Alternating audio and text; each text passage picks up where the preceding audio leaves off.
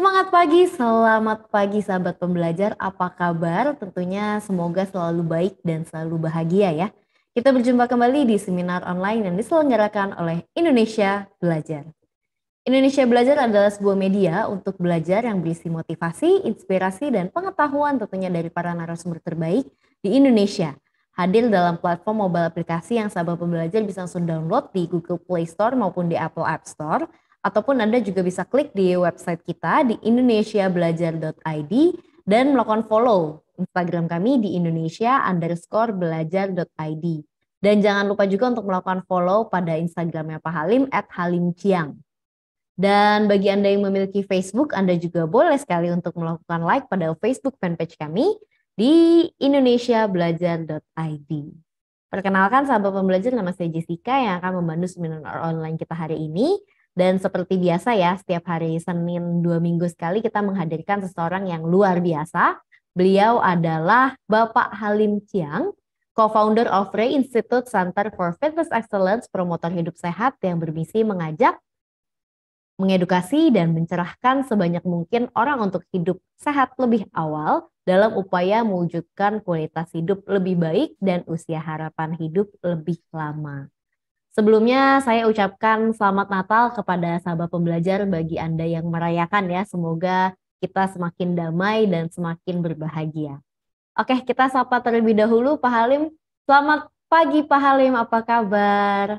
Selamat pagi Bu Jessica, selamat pagi sahabat pembelajar semua. Syukurlah kabar saya baik. Selamat Natal juga untuk yang merayakan.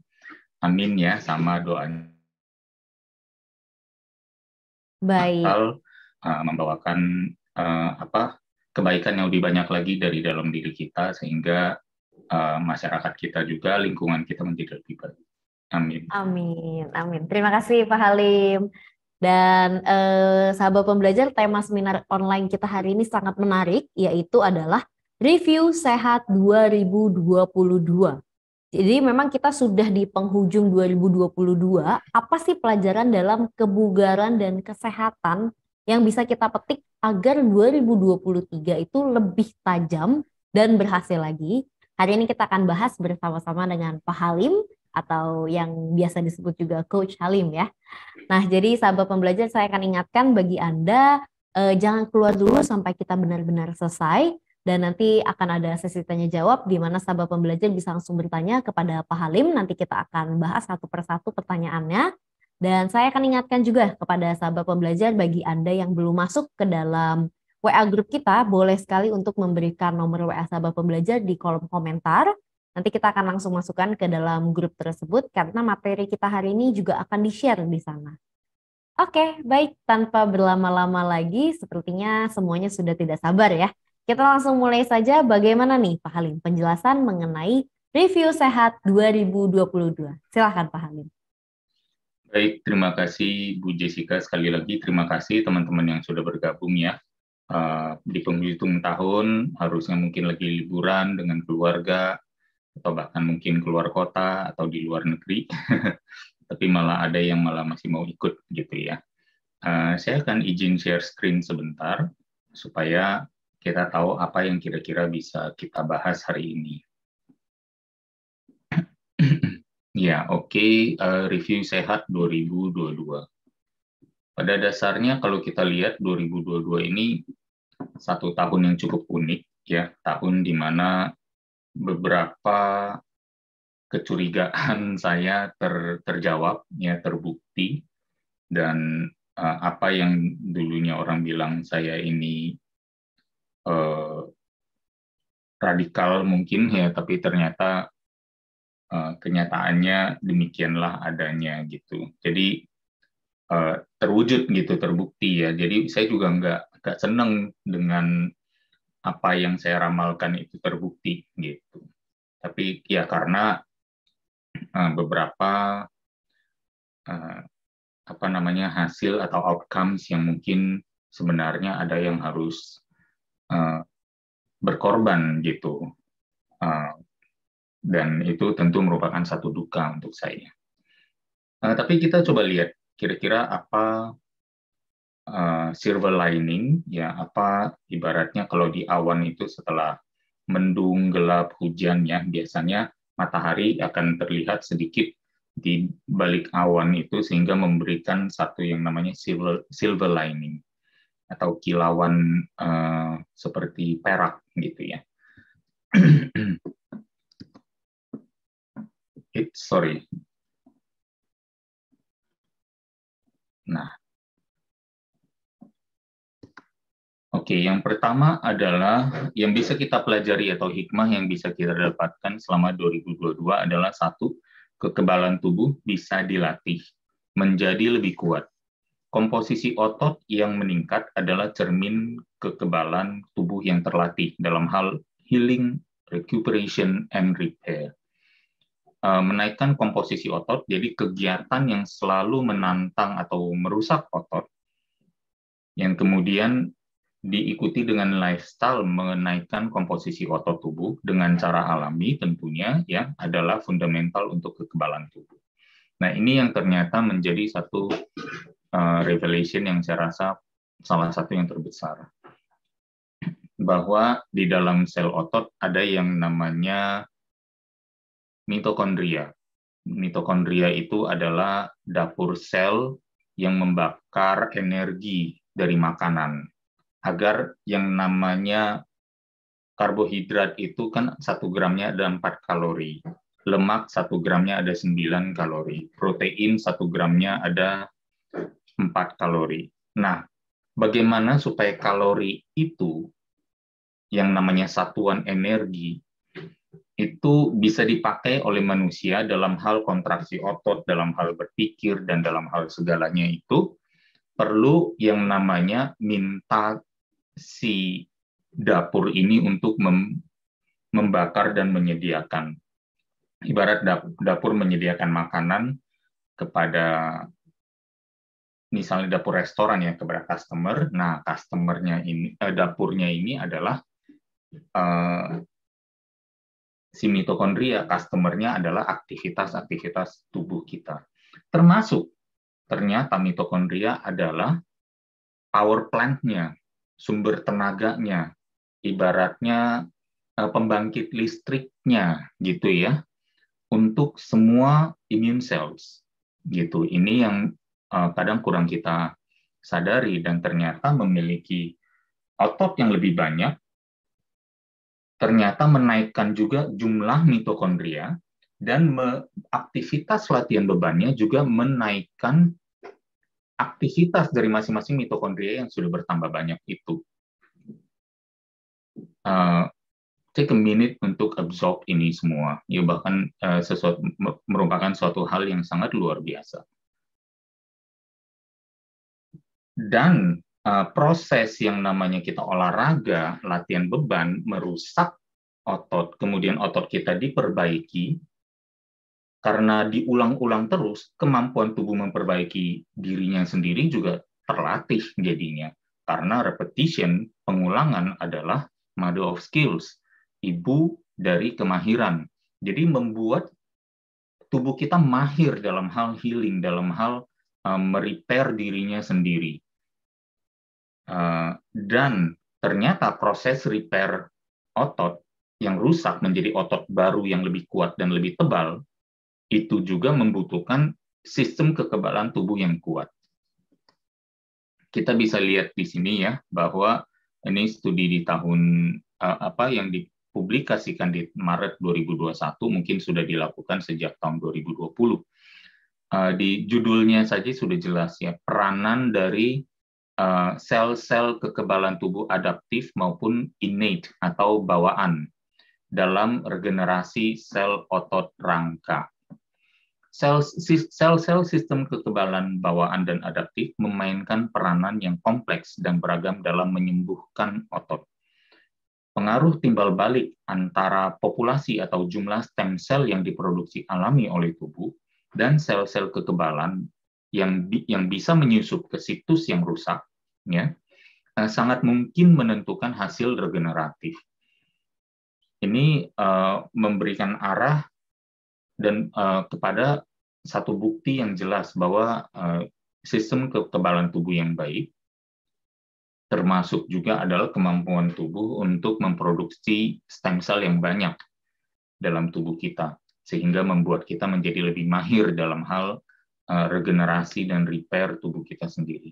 So if you have a lot of muscle, kalau Anda memiliki otot yang banyak, dan cara mendapatkannya melalui jalur natural, drug free, you're a very strong guy, you're a very strong girl, you're a very strong person. Dan yang kedua ini revelation juga ya, latihan beban merupakan stimulus produksi stem cell alami terbesar tubuh manusia.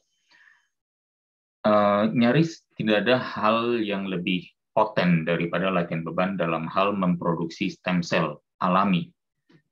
Ya, seperti yang kita pelajari di mungkin episode Indonesia Belajar sebelumnya, saya juga pernah menyampaikan khusus tentang stem cell ya, bahwa stem cell ini adalah sel induk, sel punca namanya. Diproduksi banyak dan dia nanti baru dibuat differentiate berdasarkan kebutuhan tubuh. Jadi misalnya sel punca ini atau sel induk ini diam dulu nih, dia dormant di dalam tubuh, terus tubuh melihat, oh ada kerusakan, misalnya di mana? Di jaringan mata atau di jaringan kulit. Oke, sel ini terus akhirnya dikirimlah untuk menjadi sel mata dan sel kulit gitu. Kemudian bisa juga diproduksi banyak untuk menjadi apa? Menjadi sel otot gitu ya. Jadi stem cell ini merupakan salah satu, dan kita tahu sendiri bahwa stem cell banyak sekali digunakan atau menjadi salah satu primadona dalam hal regenerative medicine gitu ya, atau regenerative research bahkan. Dan kita sebenarnya sudah memilikinya satu tool yang sangat kuat untuk memproduksi stem cell di dalam tubuh kita. Ya, latihan beban merangsang pertumbuhan otot, memperbanyak dan mengaktifkan stem cell tubuh kita. Ini bahkan sebenarnya sudah di tahun 2017 di Cell Journal, ya, jurnal Cell, bahwa satellite cells yang sebenarnya di dalam otot, satellite cells itu adalah stem cell, ya, dan kontribusinya pada exercise mediated muscle hypertrophy and repair. Jadi penebalan serabut otot dan perbaikan serabut otot yang dimediasi oleh latihan, terutama dalam hal ini adalah latihan beban. Agar diperhatikan juga para penelitinya ini PhD semua gitu ya. Jadi ini bukan satu penelitian yang ibaratnya kaleng-kaleng gitu ya. Jadi kalau ada yang bilang, oh enggak, latihan beban tidak menghasilkan stem cell di dalam tubuh, show them this research. Satellite cells adalah stem cell otot yang paling banyak jumlahnya. Ketika otot rangka dilatih dan rusak, pada tingkat seluler, satellite cells keluar dari kondisi tidurnya dan teraktivasi atau terbangun. Satellite cells kemudian bertambah banyak, membedakan dirinya yang namanya differentiate, itu diferensiasi, dan melebur menjadi serabut otot atau myofibers untuk membentuk nuklei otot baru, atau kembali ke kondisi diam seperti semula. Ya, ini satu penelitian yang sangat kuat juga, sangat powerful, mengkonfirmasi apa yang sudah kita jalankan atau saya promosikan bertahun-tahun bersama Mas Aderai, gitu ya. Kemudian di sini juga exercise garis miring resistance training dan muscle stem cell di tahun 2021 Agustus ya, di Endocrinology and Metabolism, ya, peneliti Jepang menemukan bahwa dalam keadaan biasa muscle stem cell dijaga di dalam otot dalam keadaan tertidur. Tetapi begitu keluar dari keadaan tersebut, mereka mulai bertambah banyak sebagai respon terhadap kegiatan fisik yang tinggi. Again ya, muscle stem cell real adanya, ya, terbukti oleh sains, bukan berarti setelah penemuan ini baru ada. Tetapi ternyata gaya hidup ini yang sudah ada berabad-abad, dimulai dari dulu mungkin yang namanya Milo, ya, orang Yunani, ya, yang katanya mengangkat seekor lembu, gitu ya, seberat berapa ratus kilo untuk sebagai sarana latihannya dan ceritanya menjadi multi juara atau salah satu inspirator untuk diadakannya Olimpiade yang namanya di sana kan ada Mount Olympus atau Gunung Olympus di Yunani yang sebenarnya menjadi tempat berlatihnya Milo itu gitu ya, manusia yang katanya hampir setengah dewa atau mendekati Hercules. Dan ini juga ya role of damage and management in muscle hypertrophy ya, bahkan kita bisa melihat di sini muscle stem cell ya, different behaviors, beberapa perilaku yang berbeda pada muscle stem cell terhadap regenerasi dan penebalan otot. Ini juga dipublikasi September 2020. So very new research ya. Otot rangka adalah jaringan dinamis dengan dua kemampuan unik. Yang pertama, kemampuan regeneratif yang hebat dikarenakan aktivitas stem cell yang tinggal di dalam setiap serabutnya yang dinamakan muscle satellite cells. Dan yang kedua adalah kemampuan adaptasi ukuran serabut atau membesarnya masing-masing serabut sebagai respon terhadap rangsangan dari luar seperti aktivitas fisik. Kemampuan ini dikenal dengan kemampuan plasticity. Ya, dia bisa menyusut kalau tidak dipakai, tapi dia juga bisa menebal sebagai respon adaptasi terhadap rangsangan atau tantangan fisik yang kita berikan ke tubuh. Ya, again, ini sudah semakin mengkonfirmasi lagi. Jadi saya sebenarnya I'm beating a dead horse. Ya, ceritanya katanya ada istilah seperti itu. Ya, ada kuda yang udah mati tapi masih dipukul-pukul terus. Itu istilah dalam bahasa Inggris yang mengatakan begitu getolnya saya untuk mengulang-ulang.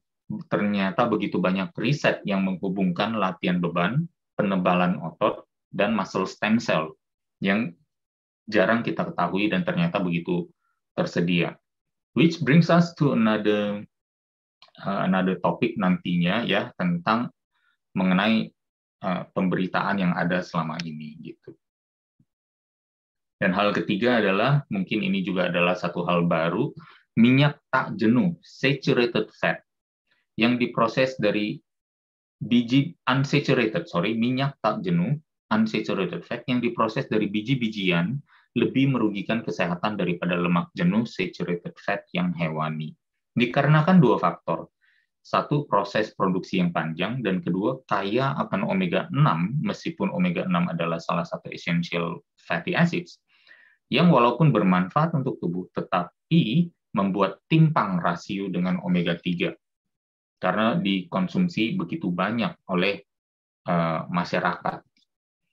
Gambar sebelah kiri adalah tentang bagaimana cooking oil untuk memasak, di-refine dari lemak mentah, minyak mentah yang namanya crude oil, sampai ke refined oil.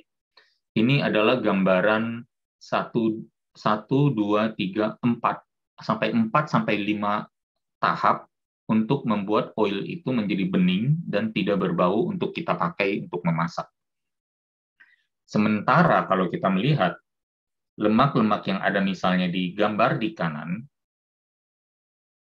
misalnya minyak langsung dari ikannya, langsung dari daging sapinya, langsung misalnya dari daging ayamnya.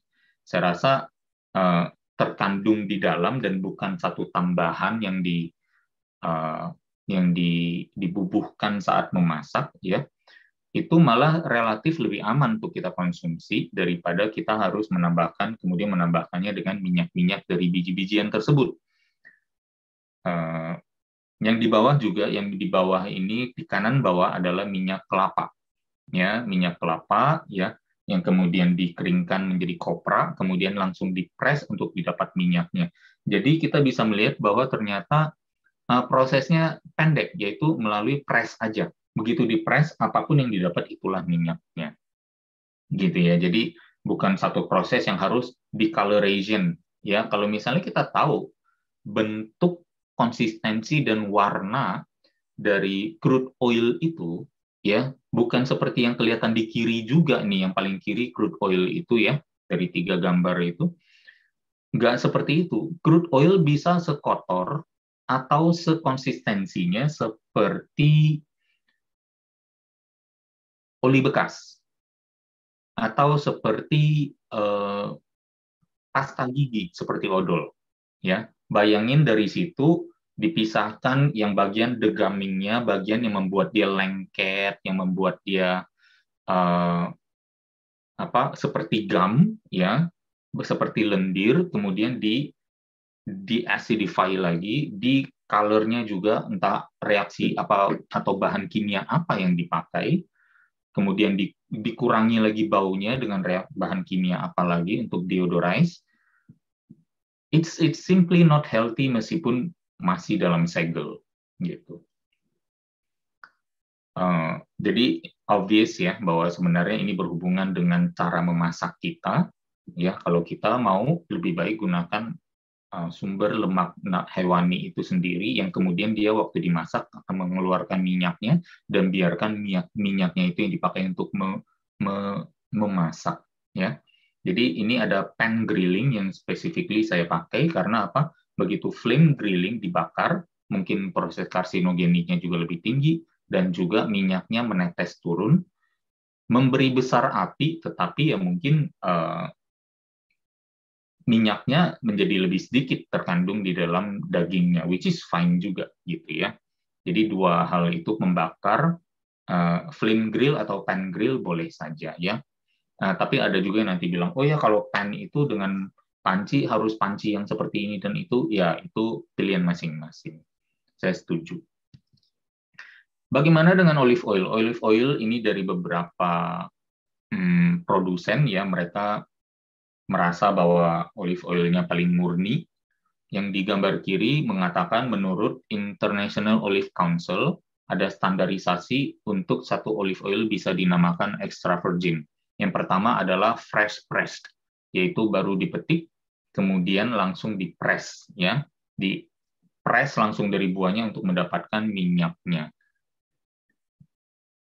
Kemudian dicek apakah karena mungkin situasi kelembapan tanah atau misalnya dari kandungan mineral dalam tanah dan lain sebagainya, level acidity-nya tidak boleh lebih dari 8%, ya, 0,8%. Kemudian tidak ada sentuhan dengan bahan kimia maupun dengan panas, dan kemudian juga bebas dari yang namanya bau-bau yang rusak gitu, anyir, ya, masti dan lain-lainnya atau metalik. Jadi satu-satunya pilihan untuk minyak adalah sebenarnya extra virgin. Entah itu bisa dipakai untuk memasak, ya, ataupun misalnya untuk mentahnya sebagai salad dressing. Dan kita bisa melihat di sini ya bahwa ternyata peningkatan rasio omega 6 dan omega 3 meningkatkan risiko pada obesitas. Ya, 3 dasawarsa terakhir penurunan asupan lemak dan lemak jenuh terjadi di pola makan barat. Jadi penurunan asupan lemak sebenarnya menurun 3 dasawarsa terakhir. Low fat diet harusnya oke dong, harusnya pada turun. Enggak. Karena apa? Karena ini asupan omega 6-nya meningkat dan di saat yang sama asupan omega 3-nya turun. Hasilnya adalah ketimpangan rasio omega 6 dan berbanding omega 3 dari dulunya di zaman manusia sedang tidak mengalami evolusi sih, di zaman manusia yang di nenek moyang kita katakan sebelum bahkan sebelum 200 tahun yang lalu ya, sebelum di Industrial Revolution ya, dulu masih di 1:1 menjadi 20:1. 20 omega 6, 1 omega 3. Keseimbangan rasio omega 6 omega 3 penting untuk kesehatan terutama dalam mencegah dan manajemen obesitas. Dan kita tahu obesitas adalah salah satu kontributor munculnya penyakit degeneratif dan juga tentunya inflamasi dan lain sebagainya. Keempat, ya, kondisi resistensi insulin adalah gerbang berbagai penyakit degeneratif, autoimun dan komorbiditas. Dan strategi terbaik untuk mencegahnya adalah menurunkan asupan karbohidrat, melakukan kegiatan latihan beban, karena by sistem energinya latihan beban membakar gula, tidur cukup dan konsisten. Kalau belum bisa, ya minimal menghindari kurang tidur. Ini adalah gerbangnya ya. Jadi insulin resistance itu adalah gerbang ke semua penyakit ini. Dari gagal ginjal, kebutaan, ya, kerusakan pada syaraf, ya, diabetes tipe 2, diabetes bahkan tipe 1, bahkan ada kanker di situ. Kemudian seperti yang 2 minggu yang lalu kita bahas, adanya Alzheimer, ya, ada fatty liver, dan lain sebagainya. Jadi bayangkan kalau ternyata semua penyakit ini begitu banyaknya menurunkan kualitas hidup manusia, menurunkan potensi kuantitas hidup manusia, health span and lifespan turun. Kita setuju nggak berarti insulin resistance ini baiknya kita cegah? Dengan kita cegah, gerbang menuju penyakit ini tidak ada. Kalau insulin resistance-nya kita bayangkan gambar ini kita kasih silang atau kita tiadakan, semua penyakit ini otomatis nggak ada. Tidak mendekat atau bahkan menjauh dari hidup kita. Potensi yang namanya kualitas dan kuantitas hidup kita menjadi jauh lebih tinggi, ya, lebih baik.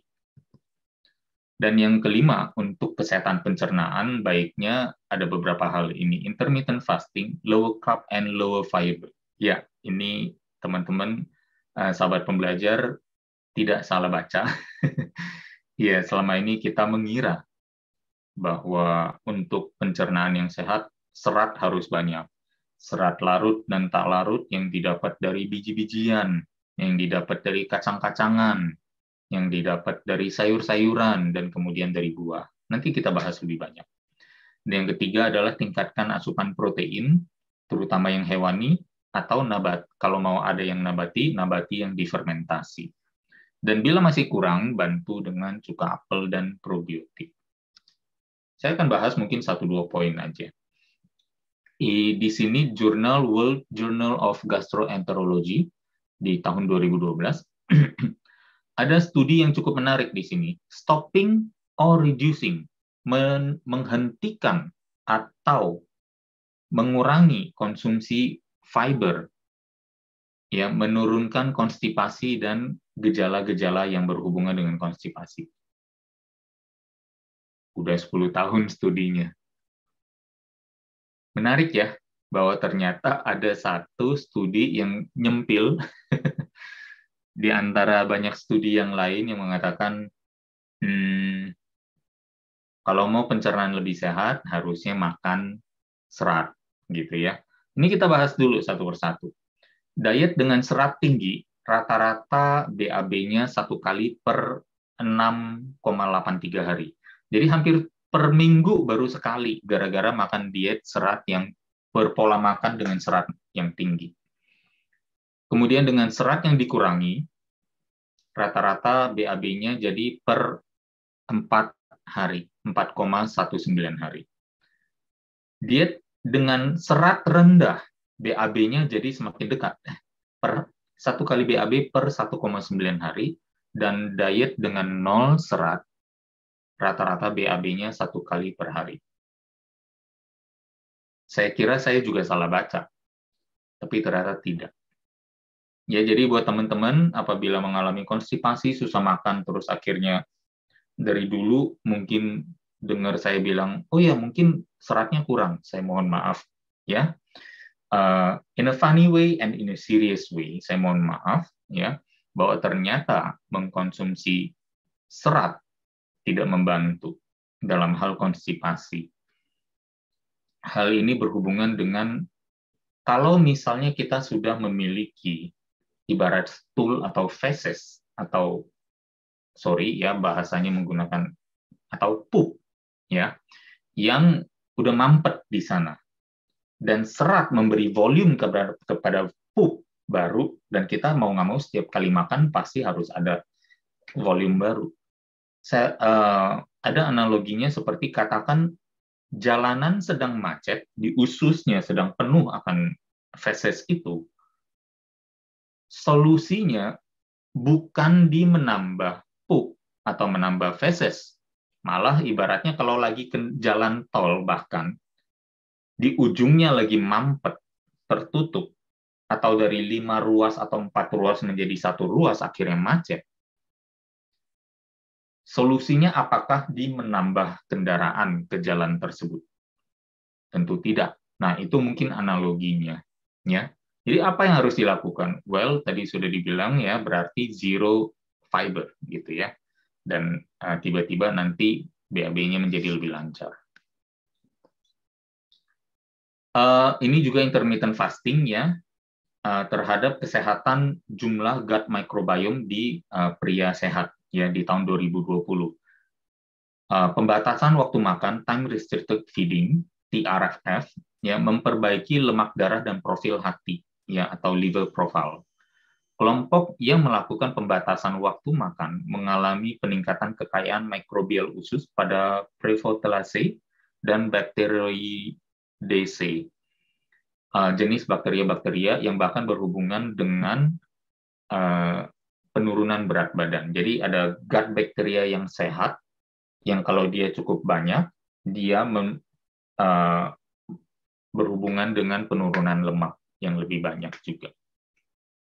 Pembatasan waktu makan juga meningkatkan ekspresi materi genetik, gene expression, ya, yang berhubungan dengan siklus circadian rhythm, ya, siklus tubuh 24 jam. Jadi gut kita juga memiliki otaknya sendiri untuk ternyata kalau diberi makanan yang tepat, dia akan memberikan respon yang tepat juga. Dan setiap orang memang berbeda. Tetapi setidaknya secara umum ditemukan bahwa ternyata time restricted feeding, baik itu intermittent fasting maupun puasa Ramadan, ternyata sangat baik untuk gut microbiome kita. Dan ini yang mungkin studinya tadi saya harusnya taruh di sini ya. Ini studi yang tadi, yang pertama. Ini adalah grafiknya. Di sini teman-teman bisa melihat ya bahwa ada gambar, ada tabel ya, tabelnya dengan warna merah berarti konstipasi, warna oranye adalah ngeden, strain opening ya. Yang warna kuning adalah bloating, perut kembung. Yang warna hijau adalah bleeding atau mungkin ada gejala wasir di sana ya, adanya darah.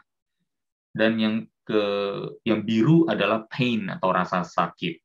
Baseline diet dengan standar American diet ternyata menghasilkan hal yang sama. High fiber diet ya, kelompok 5 warna yang kedua juga sama ya, bahkan bloating-nya lebih tinggi. Bloating dan bleeding-nya.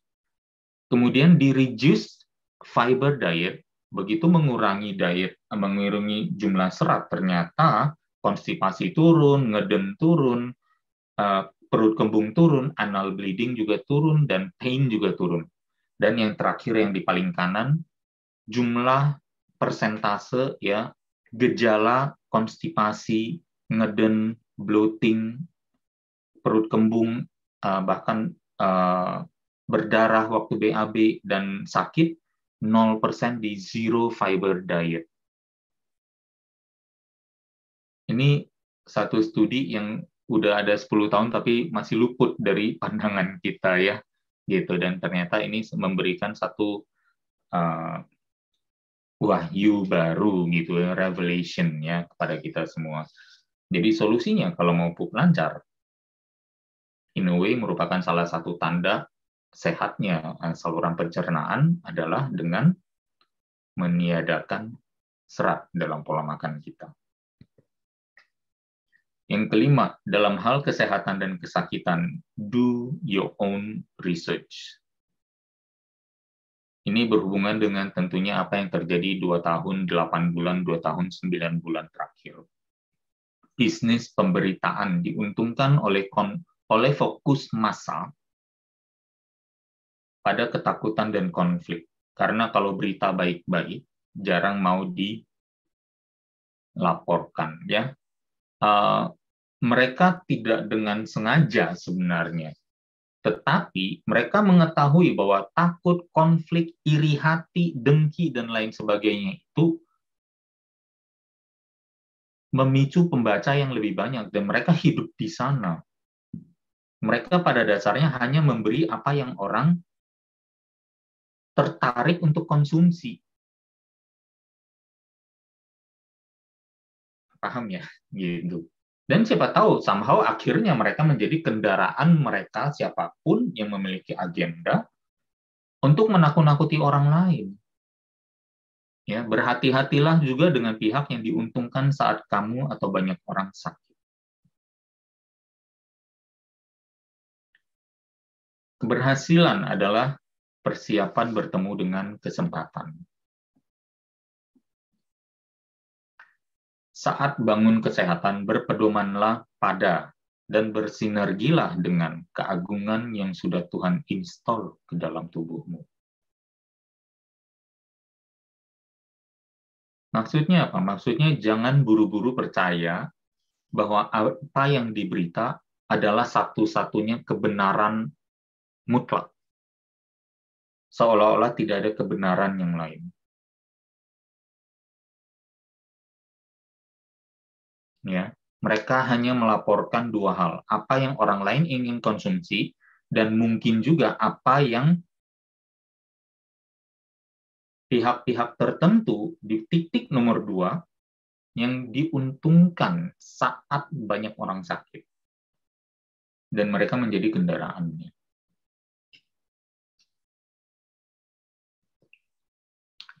Ini diambil dari MedPage, tulisan Milton Packer, MD. Ini wajahnya. Di sini judulnya ditulis is official. Ya. Curing patients is bad for business. Menyembuhkan pasien itu buruk untuk bisnis. Di sini saya sertakan juga satu poster ya sebagai pengingat bahwa allopathic medical model. Allopathic itu apa? Allopathic itu adalah yang fokusnya hanya menangani pada manajemen symptoms. Bagaimana caranya mengurangi, meniadakan, atau mendelay gejala. Ya. Dalam model bisnis seperti itu, pasien yang sembuh adalah customer yang tidak, yang kehilangan customer. Adalah customer yang hilang. Jadi hati-hati di sini. Ya. It's never ever the answer. Kecuali untuk beberapa kondisi yang sangat urgent dan membutuhkan first aid. Oke, kita sampai di akhir ya. Banyak informasi yang simpang siur. Semakin banyak dengan begitu bombardirnya internet dan aplikasi dan lain-lainnya, dan sosial media.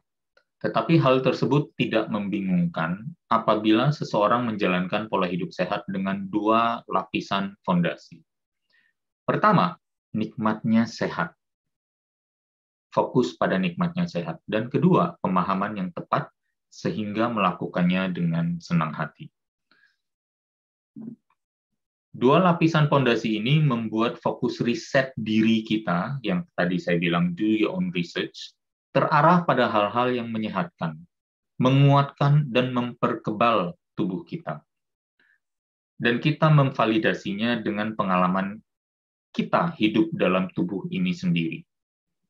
Dari pengalaman ini pula lah kita membedakan antara riset ilmiah yang masih goyah dan mudah tergantikan oleh riset ilmiah baru, dengan riset ilmiah yang solid, yang selalu terkonfirmasi ulang oleh riset ilmiah baru. Ada pepatah bijak mengatakan, satu-satunya cara memprediksi masa depan dengan akurat adalah dengan mewujudkannya sendiri. The only way to accurately predict the future is to make it happen yourself. Selamat menyongsong 2023 dengan penuh optimisme akan kesehatan Anda. Karena mewujudkan kesehatan yang lebih baik ada di tangan Anda sendiri. Kira-kira demikian dari saya. Terima kasih sudah menyimak sampai bahkan hari ini, ya sampai ke detik ini juga. Bersyukur sekali akan keberadaan teman-teman semua. Semoga 2023 kita bisa terus untuk saling berkomunikasi dan saling sharing lagi dan berbagi. Ya, terima kasih Indonesia Belajar juga ya. Kita sudah officially 2,5 tahun nih ya seperti ini ya, luar biasa. Salut dengan komitmen Indonesia Belajar juga. Terima kasih semua. Selamat menikmati liburannya. Semoga tahun baru dengan bisa berkumpul dengan keluarga, dan kalau belum bisa berkumpul dengan keluarga, semoga dalam keadaan yang sehat, dalam keadaan yang terus happy, yang gembira dan penuh syukur. Kita ketemu lagi di tahun 2023. Terima kasih. Luar biasa. Terima kasih Pak Halim atas pencerahannya hari ini. Semoga bermanfaat bagi kita semua yang ada di sini ya. Iya, betul sekali nih Pak Halim, kita kebetulan sudah bersama-sama mungkin di 2,5 tahun ya Pak. Semoga nanti di tahun depan kita masih bisa bersama-sama lagi dan Amin. semakin dapat menginspirasi sahabat pembelajar yang ada di sini. Terima kasih Pak Halim. Nah, sahabat pembelajar, saya akan ingatkan, sekarang kita akan masuk ke sesi tanya jawab. Jadi bagi Anda yang ingin bertanya, Anda boleh langsung tulis saja pertanyaannya di kolom komentar, nanti kita akan bahas satu persatu. Dan saya akan ingatkan lagi bagi Anda yang belum masuk ke dalam grup WA, boleh sekali untuk memberikan nomor WA sahabat pembelajar. Kita akan langsung invite ke grup karena materi kita hari ini juga akan nanti di-share oleh Pak Halim di grup ya. Dan saya akan sampaikan juga bahwa nanti ini juga kita akan masukkan ke YouTube-nya Indonesia Belajar, mungkin boleh di-subscribe dan juga di-like di Indonesia Belajar Official. Oke, tanpa berlama-lama lagi kita langsung masuk saja ke sesi tanya jawab kita. Kebetulan ini Pak Bobi juga sudah bertanya, saya akan bacakan. Selamat pagi Coach, mohon maaf tadi ketinggalan materi karena waktu ngajar klien. Coach, tadi menyampaikan bahwa untuk mengurangi jumlah asupan serat harian. Kebetulan pagi ini ada pertanyaan dari klien karena beberapa hari itu susah BAB. Nah, sebaiknya solusi saran apakah yang harus kami sampaikan, Coach? Terima kasih atas pertanyaannya Pak Bobi. Silakan Pak Halim. Ya, Pak Bobi, kalau misalnya mengikuti tadi slide-nya, ya, sepertinya sih solusinya yaitu menurunkan asupan serat atau bahkan sampai ke 0, gitu. Kira-kira mungkin seperti itu. Mungkin diturunkan dan fokusnya mungkin hanya ke sedikit aja, dan minum air yang cukup banyak, dan kalau memang ini tantangannya akan lebih berat bagi vegetarian ya. Jadi mungkin makanan fermentasinya perlu ditingkatkan, dan mungkin pas banget nih ada Bu Naomi juga memberikan sedikit masukan dan testimoni. Lebih lancar juga dengan cuka apel ya. Cuka apelnya mungkin di 1 sendok makan dicampur dalam air minum lebih kurang 100 ml untuk mengurangi rasa baunya aja dan mengurangi level acidity-nya sedikit ya. Jadi dengan cuka apel lebih kurang 15 menit sebelum makan atau setengah jam sebelum makan mungkin akan bisa membantu. Kira-kira mungkin seperti itu Pak Bobi. Baik, terima kasih Pak Halim atas jawabannya. Pak Bobi, semoga terjawab. Apabila masih ada pertanyaan, boleh silahkan untuk ketik pertanyaannya lagi di kolom komentar ya. Nah, ini ada komentar dari Ibu Naomi, saya akan bacakan juga. Saya baru tahu tentang menurunkan serat bisa melancarkan BAB. Tapi testimoni saya mengkonsumsi vinegar atau cuka apel, BAB itu jadi lebih lancar Coach, dibandingkan menambah serat perut jadi penuh dan kembung. Jadi saya setuju cuka apel itu menyehatkan pencernaan. Terima kasih atas komentarnya Ibu Naomi. Mungkin dari Pak Halim ada komentar lagi mengenai yang dikomentari oleh Iya, Ibu Naomi. baik. Silahkan. Terima kasih Bu Naomi. Sebenarnya cuka apel bekerja di lambungnya, gitu ya, untuk membantu tubuh bagi misalnya lambung yang kesulitan memproduksi asam yang cukup, gitu. Karena terkadang kita makan terlalu banyak dan asamnya kurang, gitu ya, atau bahkan komposisi dari makanan kita yang kurang bagus, dan bahkan di beberapa di antaranya, misalnya makanan karsinogen seperti gorengan dan lain sebagainya mungkin sulit sekali diurai gitu ya oleh asam lambung sehingga menimbulkan berbagai masalah. Ada yang banyak yang menganggap ini adalah asam lambung yang terlalu tinggi. Well, kenyataannya banyak dari gangguan lambung justru ada di asam lambung yang terlalu rendah. Jadi hati-hati di sini kalau asam lambung terlalu rendah, tapi kita sendiri mendiagnosa menganggapnya dia terlalu tinggi, sehingga malah kita, kalau apalagi sampai orang yang mau mengkonsumsi ceritanya antacid gitu ya, anti asam lambung gitu, dan membuat lambung yang sudah tidak banyak asam itu semakin sedikit lagi asamnya. Be careful ya, hati-hati salah mendiagnosa. Saya rasa mungkin langkah pertama untuk mencoba menggunakan cuka apel dulu, ya lepaskan diri dulu dari merasa bahwa segala masalah itu pasti dari asam yang banyak, gitu ya. Karena kadang kalau kita udah merasa asamnya banyak, kita akan berpikir kalau saya makan asam lagi jadi tambah banyak dong, nggak bagus dong cuka apel. Nggak seperti itu ya. Karena saya bisa mungkin sampaikan 2/3 dari masalah lambung itu biasanya ada di kurangnya kemampuan lambung memproduksi asam. Kira-kira seperti itu. Thank you, Bu Naomi, sudah menambahkan. Terima kasih Pak Halim, Ibu Naomi. Semoga semakin terinspirasi atas jawaban Pak Halim tadi ya. Nah ini juga ada dari Bapak atau Ibu Putih Intan. Pagi Coach, lalu bagaimana sebaiknya mentakar volume serat yang sebaiknya dikonsumsi oleh tubuh? Terutama bagi yang obesitas, baiknya bagaimana biar BAB lancar? Makasih sebelumnya ya Coach. Ya, silakan Pak Halim. Ya, baik Bu Putih. Saya rasa mungkin ada orang, karena manusia juga berbeda-beda ya, tapi setidaknya kita melihat bahwa ternyata zero fiber cukup ampuh dan baik. Dan ternyata tidak merugikan. Ada yang mengatakan juga, oh ya tapi kalau banyak yang makan ini, makanya akhirnya daging atau banyak yang makan daging merah asosiasinya dengan kanker usus yang lebih tinggi gitu. Tapi is it really gitu? Karena bisa jadi mengkonsumsinya daging merah, tapi seolah-olah nanti sosis dibilang daging merah juga gitu. Atau bahkan makanan-makanan olahan banyak yang dianggap daging merah gitu. Akhirnya akan agak sulit untuk menemukan akurasi dari penelitian itu gitu. Tapi saya setuju memang ya, konsumsi serat bagi sebagian orang juga masih perlu gitu. Jadi kalau misalnya mau dibilang per hari berapa kira-kira?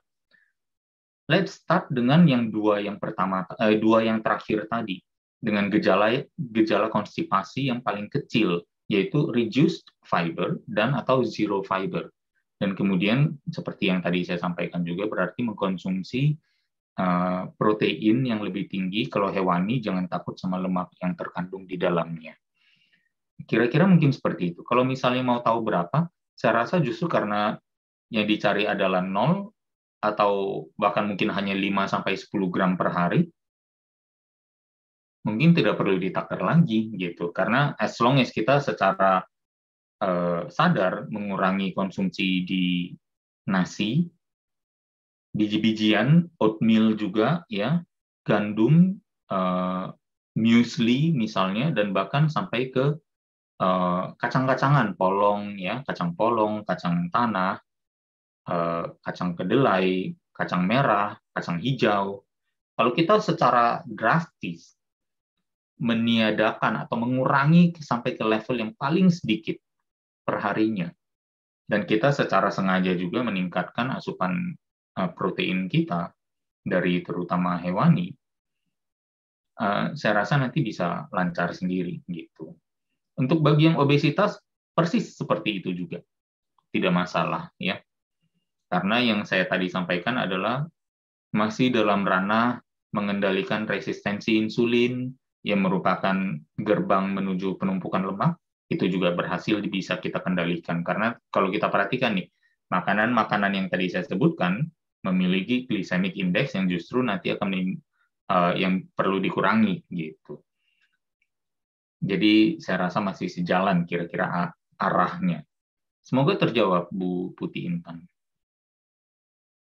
Oke, terima kasih Pak Halim atas jawabannya. Ibu Putih semoga terjawab. Apabila masih ada pertanyaan boleh silahkan ya.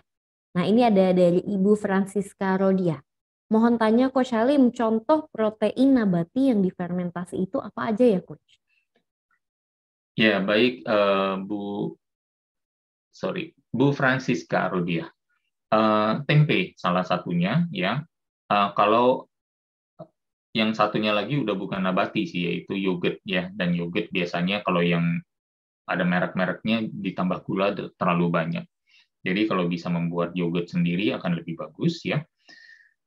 Atau mungkin kalau misalnya lacto-ovo, vegetarian yang masih bisa mengkonsumsi telur dan susu, ya berarti yogurt, kefir ya, Greek yogurt juga bisa, tempe tadi sudah disampaikan, dan mungkin ada beberapa jenis tahu juga yang difermentasi. Tetapi produk tahu yang difermentasi biasanya sangat asin dan jadinya menjadi seperti tauco gitu ya, atau kacang kedelai yang difermentasi gitu. Jadi mungkin pilihannya sangat terbatas. Makanya sebenarnya saya lebih mengacu kepada melengkapi atau bahkan memberikan porsi yang cukup baik juga ya kepada protein hewan. Kira-kira seperti itu, Bu Francisca. Terima kasih atas jawabannya, Coach. Semoga terjawab ya, Bu Francisca ya. Ini tadi dari Pak Bobi juga sudah menyampaikan. Terima kasih atas jawabannya, Coach Halim. Terima kasih juga Pak Bobi. Nah, ini ada dari Bapak atau Ibu Fahrul Mawar. Coach Halim, bagaimana idealnya proporsi karbohidrat, protein, lemak yang ideal? Banyak versi soalnya. Thank you. Oh iya, Silakan, baik. Pak. Ya, ini Dr. Fahrul ya, alumni RA Institute juga. Terima kasih pertanyaannya. Proporsi karbohidrat, protein, lemak yang ideal, goalnya apa? Gitu ya. Biasanya pasti goalnya memperbaiki komposisi fisik. Berarti sebenarnya menurut saya protein juga perlu kita kedepankan dulu. Mungkin ini sebenarnya ada di materi Certified Advanced Fitness Trainer RA Institute yang baru gitu ya. Bahwa sebenarnya apa yang kita usahakan di sini adalah kita tetap hitung kalori masuk, kalori keluar dulu, kira-kira basicnya berapa, ya meskipun tidak pernah kita bisa akurat mengukur, tapi minimal kita dapat nih kira-kira bahasa hariannya ancer-ancernya ya, kira-kiranya segini kalori keluar, maka kita samakan dulu, hitung sama dulu kalori keluar dan masuk. Setelah kita tahu kalori masuknya berapa, dan kita bagi nih, kalau Dr. Fahrul ingat, bagi di berapa protein, berapa karbohidrat, berapa lemak. Kita dapatkan dulu untuk samanya, biasanya di let's say karbohidratnya 30, proteinnya 40, dan lemaknya 30. Ya. Setelah itu, kita baru cari untuk defisitnya. Kita turunkan kalori masuknya dari cut karbo. Dari cut karbo, jangan cut dari protein maupun lemak. Nah, dengan kita udah turunkan, cari bagian mana, berapa gram karbo yang kita mau cut untuk mewujudkan defisit itu, saya rasa itu udah satu langkah yang bagus. Jadi itu trik aja, tapi tentunya penjelasan akan lebih jelas apabila ada di Certified Advanced Fitness Trainer Institute yang baru. Kira-kira gitu, Dr. Fahrul. Mungkin ini juga jadi satu hint ya, kalau mau, kalau bisa mengikuti lagi gitu ya. Ada di Samarinda nanti bulan 27-28 Mei ya, atau ke Yogyakarta juga bisa bulan Februari gitu, atau di Bali ya, atau di Bandung. Terima kasih Dr. Fahrul. Terima kasih Coach Halim dan Dr. Fahrul karena telah bertanya ya, semoga terjawab. Nah, ini juga sudah ada, ini tadi dari Ibu Ajeng, Mbak Naomi, cuka apelnya pakai apa biasanya? Nah, ini Ibu Naomi juga sudah menjawab ya, biasanya memakai The Health Supply Spinega Sis, oke, Sis Masita, Ajeng yeah. Masita, Ibu Mas. Oke, nah ini ada pertanyaan lagi dari Bapak atau Ibu Erafin Dainti, saya akan bacakan ya. Selamat siang Coach, saya setiap hari mengkonsumsi air lemon setiap pagi sebelum sarapan. Apakah sama fungsinya seperti cuka apel? Karena kan sifatnya itu sama asamnya. Silakan Pak Halim. Iya, Bapak atau Bu Erafin, kemungkinan memang sama dari segi level pH yang diharapkan untuk bisa mengkontribusikan pada asam ya. Tapi biasanya keunggulan cuka apel adalah kalau apalagi memilih yang with the mothers ya, yang cuka apel yang keruh, bukan yang bening ya, yang masih ada ceritanya awan-awannya, yang ada ceritanya sisa-sisa daging apel yang masih nggak terurai. Nah, itu ternyata memiliki kandungan probiotik juga gitu ya, yang harusnya yang tidak dikandung oleh air lemon gitu. Tapi kalau misalnya air lemon dirasa cukup bagus dan memang cocok, ya go ahead aja lanjut ya, nggak harus untuk membeli cuka apel gitu. Tapi kalau memang penasaran mau coba juga, ya boleh ya, nggak masalah.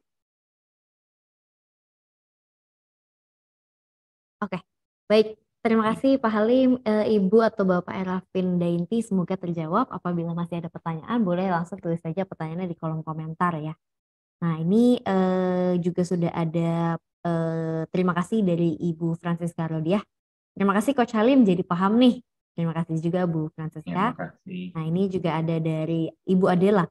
Topik hari ini luar biasa. Terima kasih Coach, menambah wawasan saya tentang serat. Terima kasih juga Ibu Adela. Ya, makasih Ibu Adela. Baik sahabat pembelajar, apabila masih ada pertanyaan boleh langsung tulis saja pertanyaannya di kolom komentar. Apabila tidak ada, mungkin dari Pak Halim boleh memberikan sebuah closing statement. Silakan Pak Halim. Ya, baik. Terima kasih Bu Jessica, terima kasih sahabat pembelajar semua.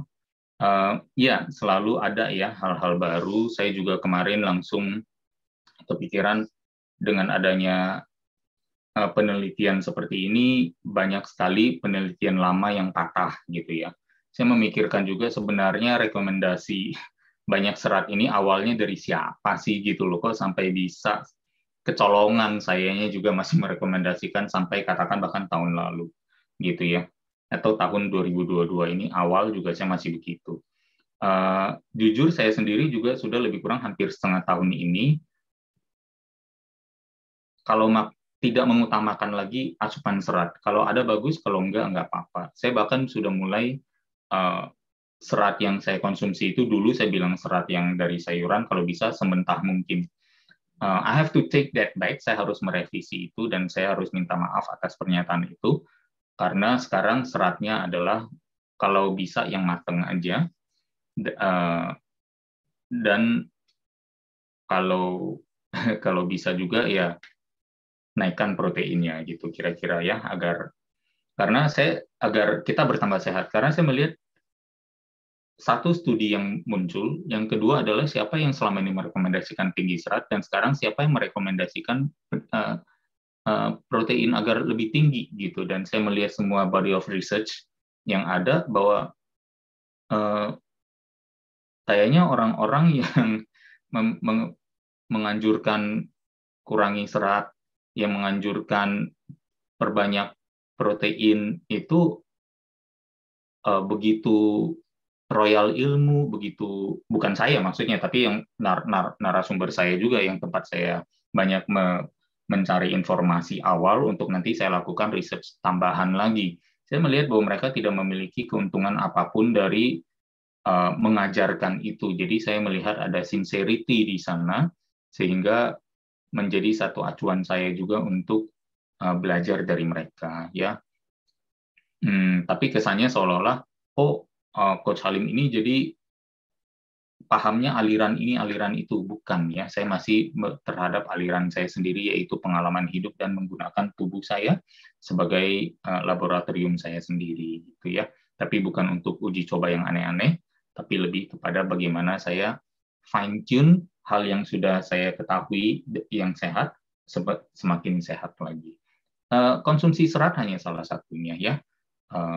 Untuk kita mengurangi konsumsi serat maksudnya hanyalah salah satu rekomendasi baru dan kita bisa coba. Kalau nggak cocok ya kembali lagi ke konsumsi serat seperti biasa, nggak apa-apa ya, karena setiap manusia itu berbeda.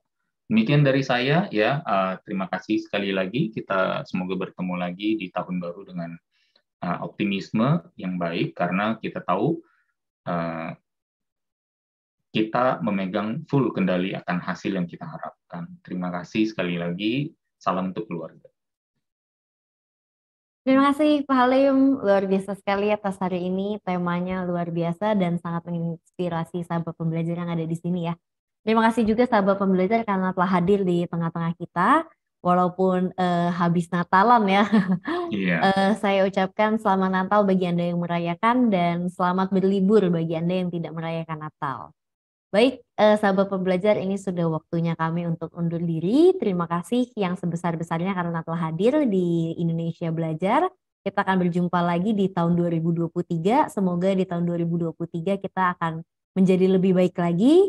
Dan semoga sahabat pembelajar pun juga semakin sehat dan bahagia. Saya Jessica dan tim Indonesia Belajar mohon undur diri. Salam sehat dan terima kasih. Ya.